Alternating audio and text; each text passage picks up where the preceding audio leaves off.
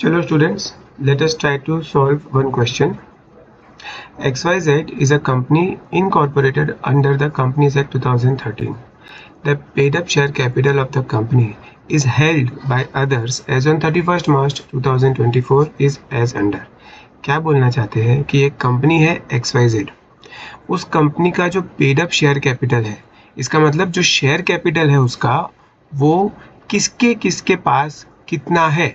जैसे कि government of India के पास 20%, गवर्नमेंट ऑफ इंडिया मतलब कि central government, life insurance corporation of India मतलब कि जो LIC है उसके पास 8% है, गवर्नमेंट ऑफ तमिलनाडु, तमिलनाडु मतलब कि ये होगी एक टाइप की स्टेट गवर्नमेंट, उसके पास 10% है, government of Rajasthan, this is also a state government, उसके पास 10% है, ABC limited owned by a government company 15%, यानी कि ABC लिमिटेड एक ऐसी कंपनी है जो ओन्ड बाय गवर्नमेंट कंपनी है, मतलब कि ABC लिमिटेड भी एक गवर्नमेंट कंपनी है और ABC लिमिटेड के पास कितने शेयर्स हैं? 15%, यानी कि इतने इतने परसेंटेज शेयर्स XYZ लिमिटेड के इन सब लोगों के पास है। गवर्नमेंट ऑफ इंडिया के पास 20%, LIC के पास 8% and so on and so forth. अब आगे क्या पूछा है? As per the above shareholding state whether XYZ limited be called a government company under the provisions of the companies act 2013। यानी ये पूछ रहे हैं कि अगर हम ये सारे परसेंटेज को ध्यान में रखें तो क्या XYZ लिमिटेड को गवर्नमेंट कंपनी बोला जा सकता है? क्या XYZ कंपनी को गवर्नमेंट कंपनी बोला जा सकता है? तो हमें सबसे पहले ध्यान करना होगा कि गवर्नमेंट कंपनी कौन से सेक्शन में दी हुई है। तो गवर्नमेंट कंपनी को याद करने के लिए अपन ने वर्ड सोचा था रॉयल, रॉयल, तो रॉयल के हिसाब से R4 एंड L5 एंड ये कंपनीज एक्ट के अंदर जितने भी सेक्शन है वो सारे के सारे सेक्शन 2 क्लॉज के अंदर सेट करे हुए हैं। तो सेक्शन 2 क्लॉज 45 के अंदर गवर्नमेंट कंपनी की डेफिनेशन दे रखी है। तो सबसे पहले हम देख लेते हैं कि उसकी क्या डेफिनेशन दे रखी है। Section 2 clause 45 of the companies act 2013 में गवर्नमेंट कंपनी की डेफिनेशन इस तरह से दे रखी है कि a company in which not less than मतलब कि minimum 51% of paid up share capital is held by, मतलब minimum 51% शेयर कैपिटल किसके पास होना चाहिए? सेंट्रल गवर्नमेंट के पास और स्टेट गवर्नमेंट के पास और central government plus state government के पास। मतलब कि अगर किसी कंपनी के पेड अप शेयर कैपिटल में सेंट्रल गवर्नमेंट होल्ड करता है, स्टेट गवर्नमेंट होल्ड करता है या दोनों मिलके होल्ड करते हैं और वो होल्डिंग 51% है, मिनिमम 51 या 51% से ज़्यादा है, तो उस कंपनी को क्या माना जाएगा? उस कंपनी को गवर्नमेंट कंपनी माना जाएगा। ऐसा कहाँ दिया है? सेक्शन 2 क्लॉज 45 में। तो ये तो हमने समझ लिया। अब क्वेश्चन में क्या पूछा है? As per above shareholding state whether XYZ limited be called a government company under the provisions of the companies act. तो क्या XYZ कंपनी को गवर्नमेंट कंपनी बोला जा सकता है?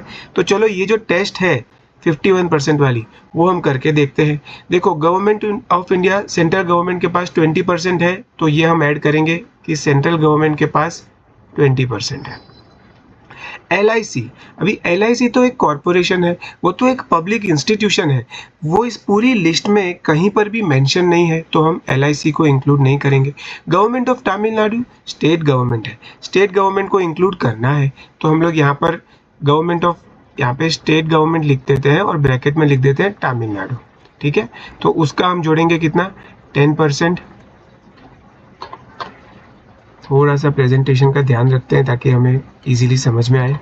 ओके, तो सेंट्रल गवर्नमेंट ले लिया, LIC नहीं लेना, गवर्नमेंट ऑफ तमिलनाडु ले लिया। गवर्नमेंट ऑफ राजस्थान, जैसे गवर्नमेंट ऑफ तमिलनाडु लिया था वैसे government of Rajasthan is also a state government, we have to include it. State government Rajasthan, उसके पास कितनी होल्डिंग है? 10% है, तो वो भी हम लेंगे। लास्ट में ABC लिमिटेड जो कि खुद एक गवर्नमेंट कंपनी है, पर यहाँ पर इस लिस्ट में कहीं पर भी ये नहीं लिखा है कि गवर्नमेंट कंपनी को इंक्लूड करना है।